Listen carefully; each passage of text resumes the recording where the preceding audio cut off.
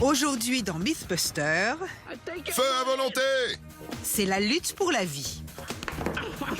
Les Mythbusters se penchent sur les mythes qu'ils ont oubliés selon les téléspectateurs. Ce sont les mythes évolutifs. Peut-on avoir les pouces arrachés lors de l'explosion d'un airbag? Peut-on respirer sous l'eau grâce à un pneu? Ou est-ce que c'est du vent? J'arrive pas à croire que c'est mon boulot.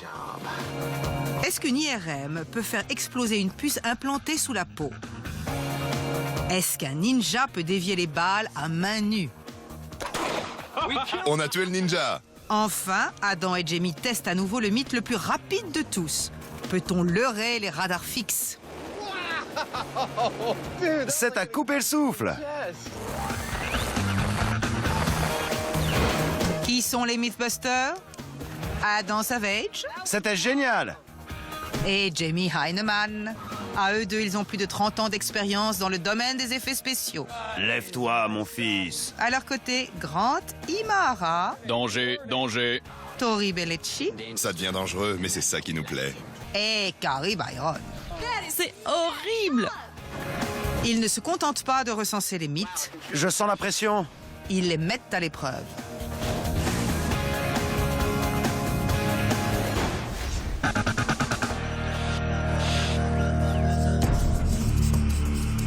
Le monde des Mythbusters est en constante évolution. Dès qu'un épisode est diffusé, ils sont assaillis de messages de téléspectateurs leur signalant les mythes qu'ils ont oubliés. Pour cet épisode spécial Mythes évolutifs, ils vont donc revenir sur des sujets plébiscités par le public et explorer des zones d'ombre. Tout d'abord, dans l'émission spéciale Ninja, les Mythbusters ont testé la discrétion, la rapidité et l'astuce de ces guerriers. Ils ont essayé de marcher sur l'eau, Je ne sais pas ce que t'en penses, mais ça me paraît encombrant. d'attraper une flèche en plein vol Pour moi, à vitesse humaine, la main n'est pas assez rapide pour attraper la flèche. et de bloquer un coup d'épée. Il a arrêté le sabre, mais avec sa tête. Dans cet épisode, ils retournent au dojo. Vous vous rappelez l'épisode sur les ninjas? Oui. D'après les téléspectateurs, on a oublié un mythe à propos des ninjas modernes. Lequel? Il paraît que les ninjas modernes ont des réflexes tellement extraordinaires qu'ils peuvent dévier à main nue une balle tirée sur eux. C'est pas comme dans Karate Kid, quand il attrape une mouche avec des baguettes. C'est plutôt... N'importe quoi. Même les ninjas ne sont pas aussi rapides. Les téléspectateurs prétendent qu'un ninja peut envoyer balader une balle de 9 mm tirée à 18 mètres. S'ils le disent, il faut essayer. C'est clair. Les ninjas sont-ils vraiment plus rapides que les balles? Dans ce mythe, le guerrier de l'ombre se sert de sa main pour dévier une balle de sa trajectoire, sans se faire mal. Est-ce possible ou est-ce encore une légende fumeuse sur les ninjas? Je crois qu'Adam et Jamie ont prouvé qu'il était impossible d'attraper une flèche allant à 270 km/h. Une balle, ça va beaucoup plus vite. Je ne vois pas trop comment quelqu'un pourrait la dévier à main nue. Ça va être très dangereux à tester. On pourrait faire comme d'habitude, construire un robot. Toujours des robots. Sinon, on trouve une méthode pour qu'un de nous le fasse sans prendre de risque. Qu'est-ce que tu proposes? On enfile une armure complète? On pourrait commencer par tirer sur Tori au paintball. Je veux tirer. Ça va être nul. C'est certainement moins dangereux que de vraies balles. Avant de sortir l'artillerie lourde, les Mythbusters veulent savoir si on peut dévier des billes de paintball. C'est pas la première fois qu'on se tire dessus au paintball. La dernière fois, je me suis fait canarder. Aujourd'hui, je vais me venger. Avant que Tori ne joue son rôle de cible, Grant aimerait connaître la vitesse initiale d'une bille de paintball. Sympa. Et voilà, Ça fait 58 mètres par seconde. la balle de 9 mm, la moins rapide, va à 381 mètres par seconde. Une bille de paintball va à moins d'un cinquième de la vitesse d'une balle de pistolet. De quoi rassurer Tori qui possède moins d'un cinquième des capacités d'un ninja. Mieux que ça. Voici pourquoi il ne faut pas essayer ça chez vous. S'il s'agissait de vraies balles, Tori serait mort. Tu fais pas ça pour la science, mais pour t'amuser. Feu à volonté. Vas-y. Je l'ai eu. Après une volée de billes de paintball, Tori arrive enfin à en dévier une. Il ne faut pas cligner de l'œil pour le voir. Heureusement, le ralenti est là pour ça. Tori a touché la bille du talon de la main et l'a éloignée de son corps sans se faire mal. Je l'ai eu. Maintenant, on peut arrêter. Tu l'as eu. Tori est un peu cabossé de partout. Mais il a prouvé qu'une personne ordinaire, ou même lui, est capable de dévier une bille de paintball. Peut-être qu'un ninja super agile peut faire encore mieux avec une balle de pistolet. Tori s'est sacrifié pour déterminer si les ninjas peuvent dévier les balles de pistolet. Après une batterie de tests plutôt décevante avec des billes de paintball, les Mythbusters passent à la vitesse supérieure. Je pense qu'on peut faire ça pour de vrai. On règle le robot, on va sur le champ de tir et on voit ce que ça donne. Comme il n'y a pas de vrai ninja dans le coin, Grant se contente d'un substitut acceptable, un robot. Notre machine à attraper les sabres a fait son temps. On va enlever certains actionneurs et la transformer pour qu'elle puisse dévier les balles. Pendant que Grant retouche son robot, Carrie met la main à la pâte. Pour notre machine à dévier les balles, on va avoir besoin de mains bien tendues pour envoyer balader les projectiles. Ça tombe bien, j'ai déjà fait des moules pour la machine à attraper les sabres. Il suffit de refabriquer des mains et de refaire les réglages de l'appareil. Carrie a la situation bien en main. Le robot donneur de claques est rapidement opérationnel. Carrie le règle à la vitesse humaine pendant que Grant s'occupe du déclenchement. La première étape consiste à prendre le reste et à le fixer à la base.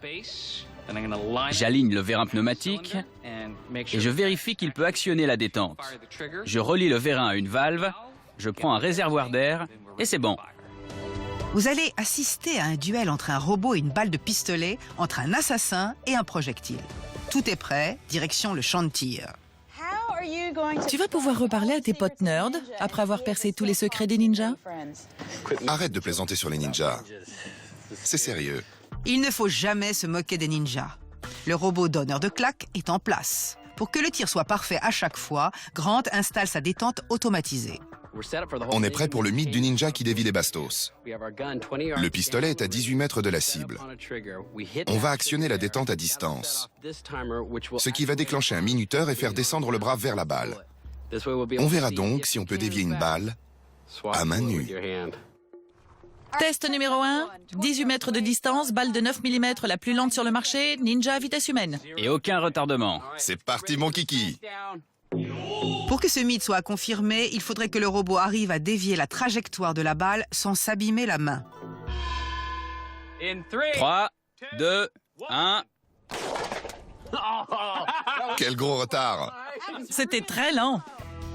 Le robot a manqué la balle, on recommence. À partir de là, rien ne va plus. À chaque nouveau tir, la balle touche un point différent. Absolument impossible de reproduire le même tir 2 fois de suite. Le plus gros problème qu'on a eu aujourd'hui, c'est qu'apparemment, le flingue bouge sans arrêt. On n'arrive pas à tirer 2 fois de suite au même endroit. On va essayer de régler ce problème et revenir demain, quand tout ira bien.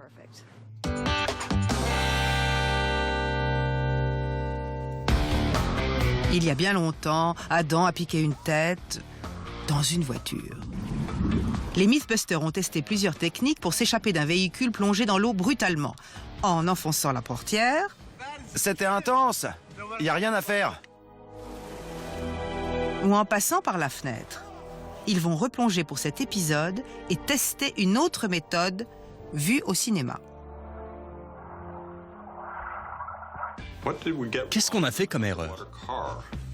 Pour une fois, rien du tout. Mais j'aimerais tester un truc que j'ai vu dans les films. Voilà. Notre héros tombe du pont et se retrouve dans l'eau. Ses adversaires sont à la surface et attendent qu'il remonte pour lui tirer dessus. Comme il le sait, il reste sous l'eau et respire l'air d'un pneu, le temps que les méchants le croient mort et s'en aillent. Représentez-vous la scène. Notre héros est poursuivi par d'impitoyables bandits armés. Il se retrouve à l'eau. Comme il sait que ses ennemis veulent le cueillir quand il remontera, notre petit futé ouvre la valve d'un pneu et y puise de l'air jusqu'à ce que les truands lâchent l'affaire et s'en aillent. Est-ce que ça fonctionne seulement dans les films? Je sais que ce n'est pas la tradition de demander une faveur dès le début, mais j'aimerais beaucoup tester ce mythe. J'ai toujours rêvé de respirer avec l'air d'une voiture engloutie. D'accord, mais ça me paraît quand même un petit peu dangereux. Il faudrait connaître la qualité de l'air contenu dans le pneu, s'il est toxique ou pas. J'aimerais demander leur avis à des experts en plongée. Très bien, on va faire analyser le contenu d'un pneu de voiture et voir si on peut le respirer. Avant de se plonger dans ce mythe, il faut consulter des experts, aller à la piscine, faire venir une grue et plonger la voiture dans l'eau. Première étape, savoir si l'air du pneu est respirable. On va relier cette poche à nos instruments. Cela va passer par ce qu'on appelle un chromatographe en phase gazeuse, qui va séparer tous les gaz différents et nous fournir la composition exacte de ce mélange. Vous avez déjà analysé l'air d'un pneu? Jamais. Je ne sais pas à quoi m'attendre. C'est stimulant, non? On est à la pointe de la recherche scientifique. Le chromatographe en phase gazeuse analyse l'air du pneu. Grâce au miracle du montage, les résultats arrivent rapidement. Le toxicologue Jim Embry annonce la bonne nouvelle. Il n'y a aucun élément empoisonné. Un solvant a été détecté, mais le gaz reste respirable. C'est de loin le produit chimique qui est le plus présent, même si c'est en fait un taux très faible, à peine quelques millionièmes. Ça ne risque pas de causer d'effets néfastes sur la santé, même si on en respire pendant une longue période. Il n'y a pas trop d'éléments négatifs. Mais qu'en est-il des éléments dont on a besoin, comme l'oxygène? Ça peut être problématique. L'oxygène est présent à seulement 13%, alors que le taux ordinaire dans l'air tourne autour de 21%. L'air du pneu est respirable de par sa faible teneur en toxines. Cependant, le niveau d'oxygène est beaucoup moins élevé que dans l'air. Cela suffit-il pour décrédibiliser ce mythe dès le départ? On a toutes les infos qu'on pouvait obtenir pour faire cette expérience. On va pouvoir se jeter à l'eau. Tu vois une objection? Non, je ne vois pas de problème. Après tout, ce sont tes poumons. C'est vraiment cool d'avoir un boulot où on fait comme les héros des films d'action. Pour que Adam puisse satisfaire ses pulsions de héros de films d'action, direction la piscine d'une école voisine. Pendant la mise en place, Adam récapitule le plan. Si je peux rester sous l'eau, au moins 2 minutes, 2 minutes et demie, j'aurais accompli dans la vie réelle ce que les héros des films d'action font au cinéma. Pendant que Adam joue les cascadeurs, Jamie se charge de la sécurité. Mon rôle consiste simplement à rester assis dans la voiture et à m'assurer qu'Adam ne risque rien jusqu'à ce qu'il en sorte. À partir de là, les autres plongeurs prennent le relais et veillent à ce que rien n'arrive.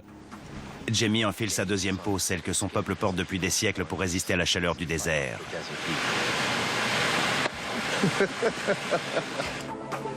Jamie est en tenue, tout est prêt pour les acrobaties de Adam. C'est parti! Adam se concentre avant le grand plongeon. Une fois sous l'eau, il devra garder son calme et ne pas paniquer. Il faudra au moins 90 secondes avant que la pression différentielle s'égalise. Avant cela, il ne pourra pas s'échapper. J'arrive pas à croire que c'est mon boulot. Au signal de Jess, la grue s'abaisse et les roues touchent l'eau. On descend. Je reconnais ce son. Adam prend une dernière bouffée avant d'être englouti. Il garde son calme pendant que la voiture se stabilise. La pression se met à niveau, il peut sortir. Jusqu'ici, tout va bien. Maintenant, la partie délicate. Adam arrivera-t-il à respirer grâce aux pneus et rester sous l'eau le temps que ses adversaires partent? Adam avale les bulles qui lui passent sous le visage. Mais il est vite dépassé et se tourne vers la réserve d'air de secours. J'y suis pas arrivé. J'ai senti la voiture se stabiliser. J'ai ouvert les yeux et je suis sorti. J'avais encore plein d'air dans les poumons. Je suis allé jusqu'au pneu et j'ai retiré la valve assez facilement, puisque c'est une valve Schrader. J'ai aspiré de l'eau avec la première bouffée. En réessayant, j'ai bien vu que je n'arriverais à rien et j'ai préféré me tourner vers l'oxygène de secours. Le problème, ce n'est pas l'air, c'est l'eau qui va avec. Comment est-ce qu'on peut aspirer ça sans étouffer? Si on a le choix entre respirer ça et se faire canarder par quelqu'un qui vous attend à la surface, on trouve peut-être une solution. Mais ça me paraît douteux. Possible, mais douteux n'a jamais été un paramètre capable de stopper net les expériences des Mythbusters. Avant de déclarer que ce mythe est bidon, selon toute probabilité, j'aimerais refaire un essai. Adam a droit à une seconde tentative. La voiture va à nouveau boire la tasse. Cette fois-ci, Adam va percer le pneu avec un couteau. Je ne sais pas si ça va donner un meilleur résultat qu'avec la valve Schrader, mais il faut tout essayer. Et c'est reparti. Adam plonge à nouveau, mais il est armé cette fois-ci. Quand il perce le pneu avec son canif, cela fait plus d'1 minute 40 qu'il retient son souffle. L'air s'échappe en grande quantité du trou. Adam essaie plusieurs fois de l'inspirer. Il refuse même l'oxygène de secours pour prendre une dernière bouffée. J'étais super détendu. J'avais plein de temps. J'ai percé le pneu et j'ai vu sortir une grosse quantité d'air. C'était vraiment difficile à inspirer. Même si je n'ai pas pu coller mes lèvres à fond, j'ai chopé de l'air, mais aussi de l'eau. À cause de ça, je n'ai pas pu avoir une bouffée correcte. Et encore, il s'agissait de conditions idéales. Dans la réalité, la voiture se retrouverait certainement au fond d'un fleuve ou d'un lac, pas d'une piscine à l'eau transparente. Il fait sombre, on ne voit rien du tout. La voiture est peut-être renversée. On a le cœur qui bat la chamade, le visage en sang. Pour moi, c'est bidon. C'est clairement bidon. Mythe bidon. Les airbags sont liés à la sécurité. Sauf quand les Mythbusters s'en mêlent. Dernièrement, pour le crochetage mortel, ils ont fracturé des voitures au nom de la science. Ça t'énerve? Oui. Moi aussi. Ils ont démontré qu'affirmer que la détonation d'un airbag pouvait propulser un crochet dans un crâne humain était bidon. Magnifique! Il y a du sang qui coule. Après la diffusion de cet épisode, les téléspectateurs ont suggéré un autre mythe par email. Quand vous avez pris des cours de conduite, on vous a appris la position 10h10? Ah oui, les mains sur le volant à 10h10. Je croyais que ça se faisait toujours, mais apparemment, c'est plus le cas. Pourquoi? Il paraîtrait que cette position est dangereuse pour les pouces. Si un airbag se déclenche, on peut avoir les pouces arrachés. Sympa, ça a l'air dangereux. Ça a pourtant l'air simple. La position des mains sur le volant à 10h10 est classique. Pourtant, avec l'arrivée des airbags, certains moniteurs d'auto-école ont dit qu'on pouvait y perdre les pouces. Est-ce une blague ou est-ce qu'on peut avoir les pouces arrachés à cause d'une explosion d'airbag? Très bien. On va prendre Buster, le placer sur un siège avec un volant entre les mains et se procurer des airbags. Comme Buster ne peut pas vraiment s'agripper à quoi que ce soit, je vais faire des moulages de ses mains sur le volant pour pouvoir les maintenir en place. On va bien s'éclater. Les Mythbusters vont placer leur mannequin au volant avec des bras flexibles et des mains en gel balistique et installer un airbag qui se déclenche à distance dans le volant. Carrie s'occupe du mécanisme, Tori donne un coup de main à Buster. Notre but est de voir si on risque d'avoir les pouces amputés quand un airbag se déclenche, alors qu'ils sont juste au-dessus. Le gel balistique, c'est seulement du caoutchouc. Ça se tordra sans plus. Du coup, on va insérer de faux os à l'intérieur pour voir si le choc peut les briser. Comme ça, on peut dire, il y a un os. Les os en uréthane sont en position à l'intérieur des moulages de main. J'attends que ça prenne avant de verser du gel balistique autour des os. Pendant que les mains prennent, Tori participe au moulage des bras.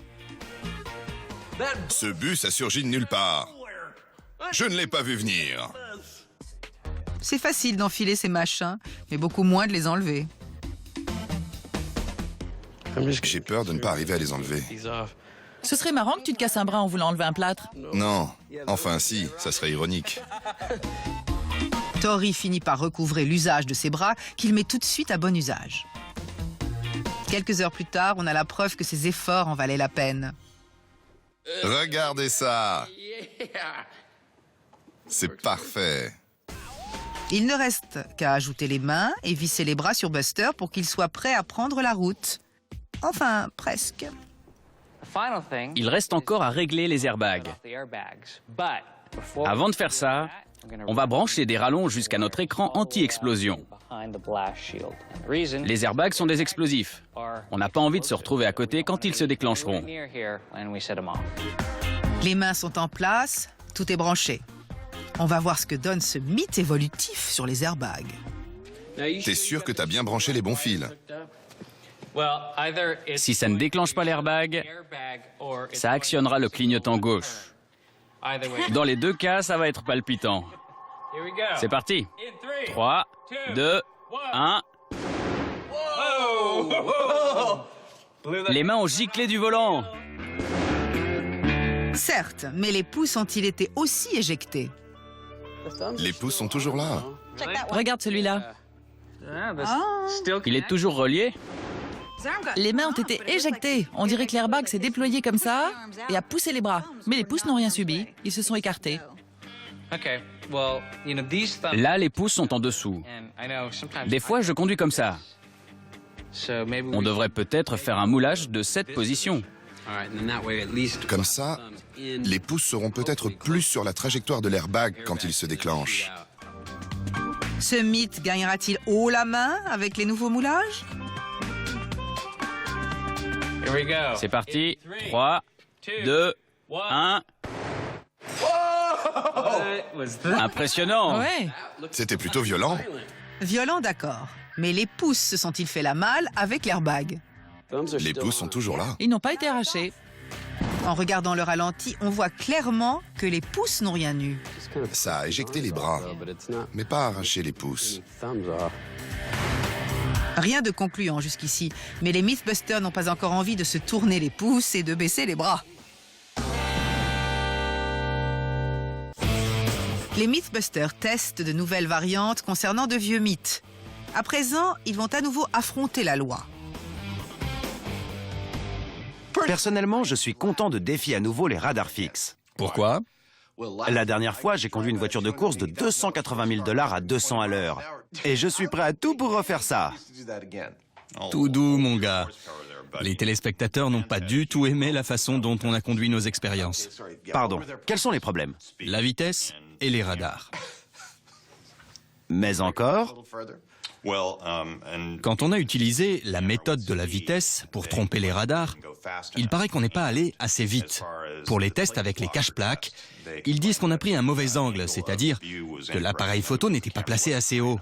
C'est vrai. Ils ont dit qu'on n'utilisait pas le bon appareil photo, qu'il était mal incliné et pas assez haut.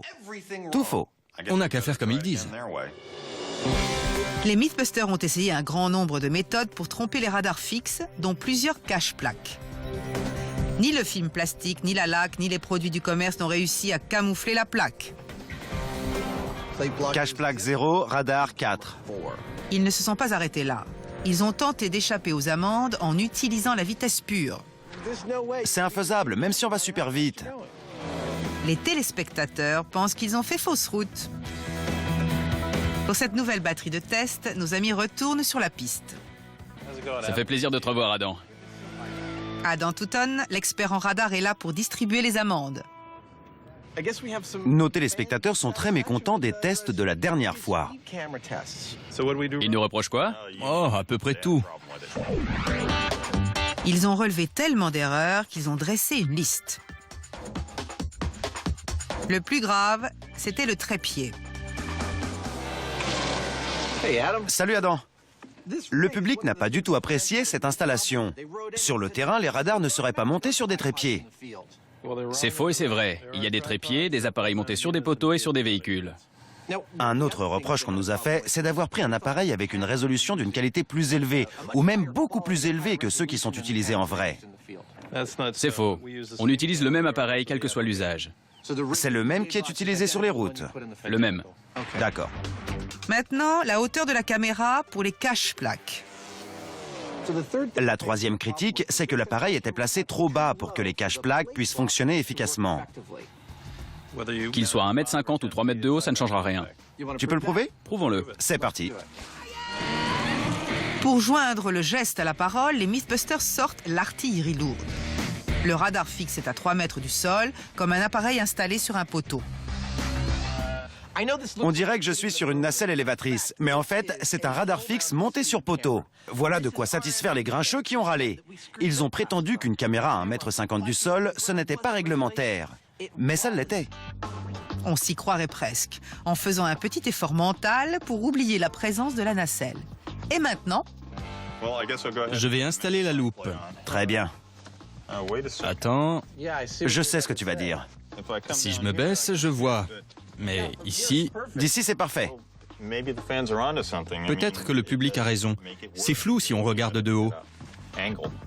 il n'y a qu'un moyen d'en avoir le cœur net. Voilà le topo, Jamie.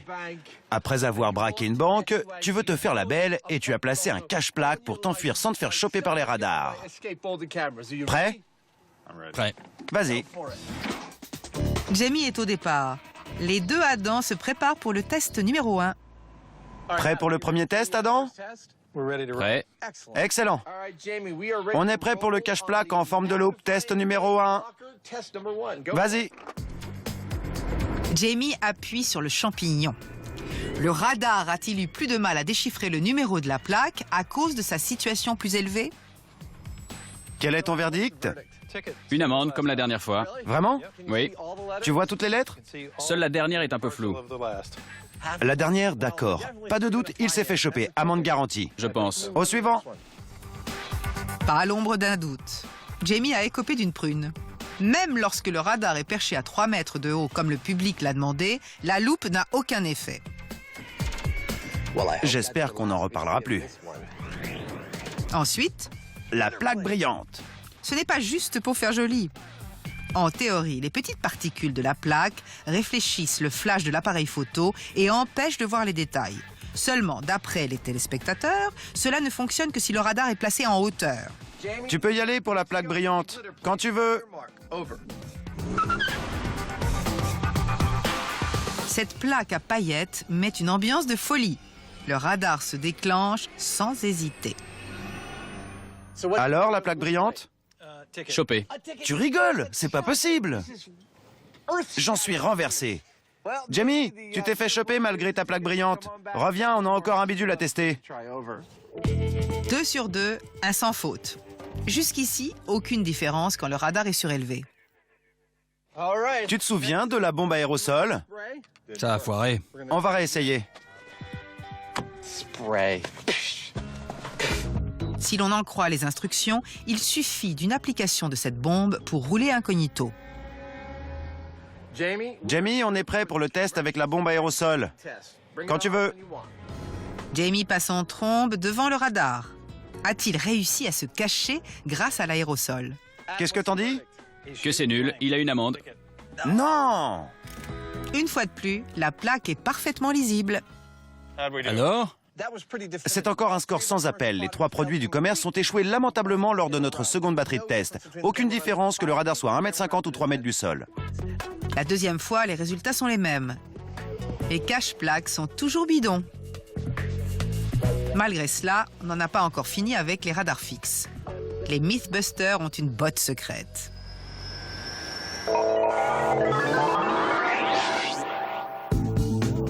Il y a bien longtemps, quand Grant était Scotty, les Mythbusters ont testé le mythe selon lequel une IRM peut faire exploser des tatouages. Après avoir fait des expériences sur des porcs, puis sur eux-mêmes, sans aucun résultat, ils ont déclaré cette histoire bidon. Cependant, le public voudrait la pousser un peu plus loin. Quelle est l'évolution de ce mythe? Les téléspectateurs pensent que d'autres choses risquent d'exploser lors d'une IRM. Quoi? Les puces sous-cutanées. Ces puces qui permettent la radio-identification. Le veto en injecte à mon chien. On commence aussi à en mettre aux humains. C'est vrai?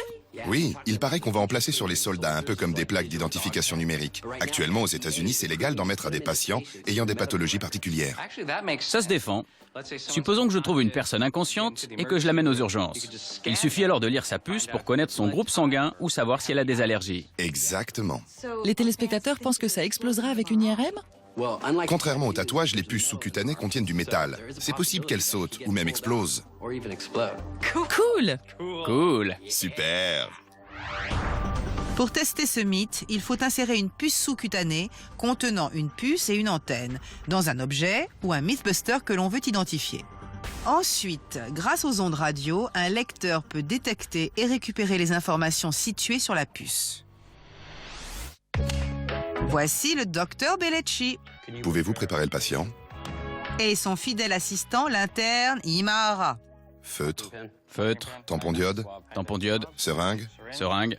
Ils insèrent la puce sous-cutanée dans Porky, le pauvre cochon. C'est la phase d'insertion proprement dite. Puis, vérifie si la technologie fonctionne bien. On cherche la puce. Bingo! On l'a trouvé. Pour ma première opération, je trouve que je m'en suis bien sorti, sans même avoir fait médecine. Maintenant, il faut qu'on fasse une IRM et qu'on voit si ce bidule explose ou se retrouve éjecté. Porky est en position. C'est l'heure de vérité. Ce point noir au milieu, c'est la puce. C'est la puce. La puce sous-cutanée va-t-elle exploser ou être arrachée par le puissant aimant du scanner? Sans cela, la plausibilité de ce mythe va souffrir. Ça fait 10 minutes que Porky est là-dedans et je n'ai vu ni mouvement ni explosion. Pas de détonation du côté du cochon, aucun doute en ce qui concerne la conclusion. Je comprends pourquoi on peut se dire qu'une puce sous-cutanée peut exploser si elle traverse un champ électromagnétique puissant alors qu'il y a marqué « Éviter les objets métalliques ». C'est une capsule en verre de la taille d'un grain de riz qui contient du métal.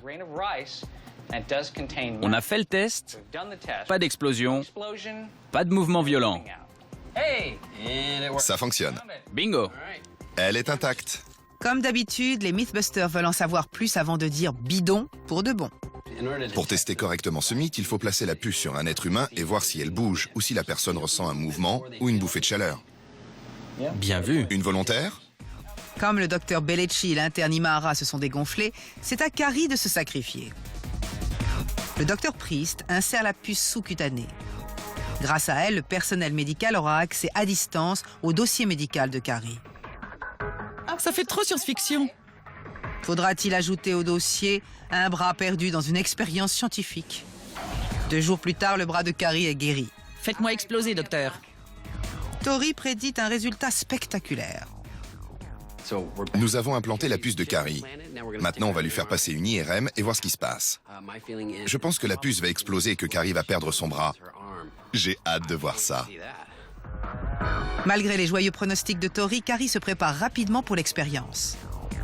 Grant lui demande comment elle se sent. Tu sens quelque chose dans le bras? J'essaie de me concentrer dessus, mais je ne ressens aucun mouvement. C'en est bel et bien fini pour ce mythe. Carrie ressort avec les 2 bras intacts. La puce est toujours en place et en état de marche. Alors, fille du futur, ton avis sur ce mythe? C'est bidon. Je suis d'accord. Une puce sous-cutanée n'explose pas à cause d'une IRM. Remarque, on a testé des puces faites pour être implantées sur des humains. Si un type est assez fou pour prendre celle qui est sur sa carte de crédit et se l'implanter, peut-être que ça fonctionnera. Il y a pas mal de théories du complot autour des puces sous-cutanées. Est-ce qu'on peut dérober les données bancaires des gens, les suivre à la trace? On devrait aussi tester ces mythes. On est déjà sur pas mal de listes noires du gouvernement. D'accord. Mythe, bidon. Les Mythbusters sont en train de voir si on risque d'avoir les pouces arrachés lors de l'explosion d'un airbag. Jusqu'ici, les pouces mènent 2-0 face aux airbags. Ce mythe m'a l'air bien mal parti. On a essayé avec les pouces rentrés et les pouces sortis, mais sans résultat. Quand l'airbag se déploie, ça écarte les bras et ça desserre les mains. Les pouces ne sont même pas sur la trajectoire de l'airbag. En faisant des recherches préparatoires, je suis tombée sur un article à propos d'une femme qui tenait son volant comme ça. Elle avait les pouces directement placés sur l'airbag. Quand il s'est déployé, ça a failli lui sectionner les pouces. Elle conduisait comme ça? Ça n'a pas l'air très logique. Je veux bien faire un moulage de ta main dans cette position. On va tester ça aussi. Quel projet alléchant! Grâce au miracle du montage, Buster est doté de nouvelles mains en un clin d'œil. Dans cette nouvelle configuration, le pouce se trouve pile sur l'airbag. La limite de l'airbag suit la position du pouce. Je pense que c'est la seule chance qu'on a d'obtenir des pouces coupés en position 10h10. Avec cette nouvelle position, l'espérance de vie des pouces va-t-elle s'en trouver diminuée? Buster qui fait un salut vulcain avec ses mains. 3, 2, 1... La vache! Nos trois amis s'attroupent au chevet de Buster. Cette fois-ci, les pouces ont souffert. Ça a brisé l'os en uréthane. Et ça a un peu arraché le pouce ici. Le pouce n'est pas arraché, mais retourné. Aïe! À l'aide du ralenti, on voit bien que les pouces ont pris l'impact de l'airbag de plein fouet. Regardez ça. Le pouce a été complètement retourné. Le bord tranchant de l'airbag a bien pénétré le pouce. Oui. Moi, je dirais qu'on aurait au moins le pouce cassé. Ce n'est pas la position ordinaire d'un pouce. Que faut-il conclure à propos du mythe d'après ces pouces brisés? Si on place ses pouces directement au-dessus de l'airbag, on a beaucoup plus mal. Très surprenant. Mais ce n'est pas la position 10h10, celle dont parle le mythe. Ça reste bidon. Mythe bidon. Mais soyez prudents au volant. Les ninjas font leur retour dans cet épisode. Il paraît qu'ils peuvent dévier des balles à main nue. Mais est-ce que c'est vrai? Pour le savoir, les Mythbusters organisent une confrontation ninja contre balles de 9 mm. Hier, le pistolet n'a pas arrêté de bouger et les balles n'étaient jamais tirées au même endroit. Nos experts ont donc conçu un plan pour remédier à cela. Le support de l'appareil a été alourdi et placé sur du béton. La détente a aussi été ajustée pour plus de précision. Aujourd'hui, on change de cible. J'espère qu'on arrivera à faire plusieurs fois le même tir. Prêt à tirer? Prêt. Très bien. On tire dans 3, 2, 1... Un peu trop tard. Un peu lent. C'est pas mal déjà. Un peu lent, mais correct. La balle a atteint sa cible, mais le ninja n'a pas bougé assez vite pour la dévier. Grant donne un coup de pouce au robot. Comme la main est encore trop lente, on va augmenter la pression. Là, on a largement dépassé les conditions réelles, mais le but, c'est de dévier la balle. À 3,8 bars, le bras fera un moulinet au moins 2 fois plus rapide qu'un bras humain. Pour s'assurer que le robot ne partira pas trop tôt, Grant retarde le déclenchement. C'est parti. 3, 2, 1... On a tué le ninja. Il est à terre. Il s'est passé un truc. Le ninja est à terre, mais a-t-il réussi à dévier la balle? On a touché la main. Malgré cela, la balle a fini au même endroit, sur la cible. Elle n'a pas du tout été déviée. Elle a transpercé la main. Exactement. Le tir était parfait. La main a bougé trop tôt et a manqué la balle. Pour le test suivant, Grant modifie le temps de réaction. 3, 2, 1. Je crois qu'il s'est passé un truc. Ça a fait une drôle d'explosion. Le robot a-t-il fichu une claque à la balle? Vous avez vu? C'est trop bien. Il y a une éraflure sur la paume de la main. Elle a bien touché la balle. Oui, mais regarde. Il y a un gros trou dans ce ninja. Il est bel et bien mort sans avoir dévié la balle. Un ninja mort. Le résultat est éloquent, non? La main a percuté la balle, mais n'a pas pu l'écarter de sa trajectoire fatale. Après avoir éraflé la main, le projectile a pénétré le ninja. J'ai beau adorer les ninjas, je reconnais que c'est bidon. Il est rigoureusement impossible de dévier une balle à main nue. Les téléspectateurs vont sûrement se plaindre qu'on n'ait pas fait ce test avec un vrai ninja. Si vous êtes un ninja et que vous pouvez dévier les balles à main nue, contactez-nous. On vous invite dans l'émission. Désolé les ninjas, mythe bidon. Adam et Jamie tentent à nouveau de tromper la vigilance des radars fixes. Ils ont refait un sort au cache-plaque, mais il reste une méthode plébiscitée par le public, celle de la vitesse pure. On nous dit encore qu'on pourrait réussir grâce à la vitesse pure. Il paraît qu'une émission automobile britannique l'a fait. Ils sont allés à 290 km/h. Le problème, c'est que les lois britanniques et américaines sont différentes. Là-bas, il faut 2 photos de la voiture du contrevenant pour pouvoir verbaliser. Ici, aux États-Unis, il ne faut qu'une seule photo. C'est plus difficile d'échapper au radar avec la vitesse pure. On sait que le radar qu'on utilise est efficace jusqu'à 320 km/h. Où est-ce qu'on va trouver une voiture qui va à plus de 320 km/h? Je me le demande. Heureusement, pas la peine d'aller chercher bien loin. Voici The Beast, la bête. Un monstre de presque 6 mètres de long qui dépasse la tonne. Ce n'est pas une voiture ordinaire, elle peut pousser jusqu'à 480 km/h. C'est magnifique. Je crois que je vais pleurer. C'est un moteur avec un siège. Oui, c'est ça. Les roues n'ont rien à voir. Elles font déco.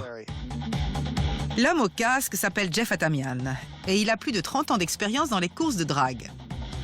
C'est l'homme de la situation avec la voiture parfaite. Si un véhicule peut filer sous le nez des radars, c'est bien celui-ci. On a la caisse la plus rapide de Californie. Tu es prêt? Tout à fait. Tu crois qu'on va la choper? Oui, je pense. The Beast est en position, le radar est en place. Messieurs, faites chauffer vos moteurs à réaction. Je crois qu'il est chaud. Regarde. Il est parti. Le bolide passe en trombe sur la piste et ne ralentit que quand ses 2 parachutes sont déployés. C'est à couper le souffle. La vache! J'ai hâte de savoir s'il a été chopé. C'est l'heure de vérité. Pas de photo. Pas de photo? Non, La voiture n'a pas déclenché l'appareil, pas d'amende. c'est ça. Pas d'amende. On a trouvé la bonne vitesse. Le système a fonctionné normalement, mais la voiture allait trop vite pour que les senseurs la repèrent. Ça n'a pas suffi à déclencher l'appareil photo. À la vitesse phénoménale de 395 km/h, on peut berner un radar fixe. Je pense qu'il y aurait beaucoup d'autres signes indiquant que quelqu'un ne respecte pas les limitations de vitesse. Des vitres cassées aux alentours, des gens se plaignant du bruit ou avec les oreilles qui saignent, des maisons en feu. Après, si on tombe sur cette voiture-là, on n'a pas trop d'hésitation sur le coupable. C'est bien beau, mais une voiture avec un moteur à réaction n'a pas que des avantages. Où est la radio par satellite? Et le porte-gobelet? C'est rudimentaire. Rudimentaire, certes, mais efficace. Adam Touton, lui, pense qu'il peut dompter la bête. Y arrivera-t-il après quelques réglages sur son appareil? On va voir ça à la 2e prise. Il fait ça exprès. C'est le fonctionnement normal. Jeff lance à nouveau son bolide.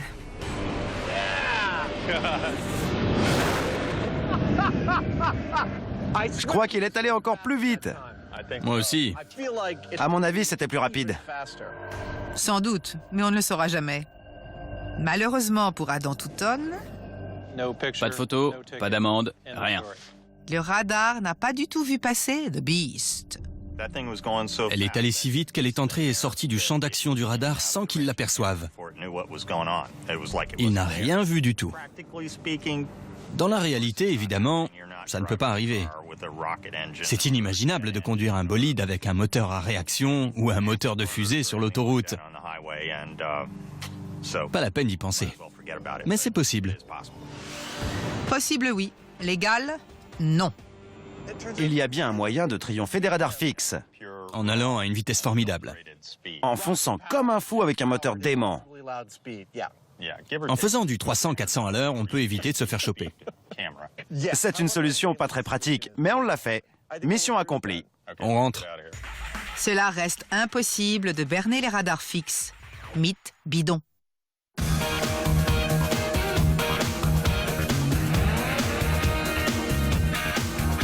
Adaptation Samuel Bréant, avec les voix de Pauline Larieux, Philippe Hubert, Benoît Révillon, Pierre Alam, Luc Terrier, Anne Genatas, Gilles Marino, Ingrid Lefrançois.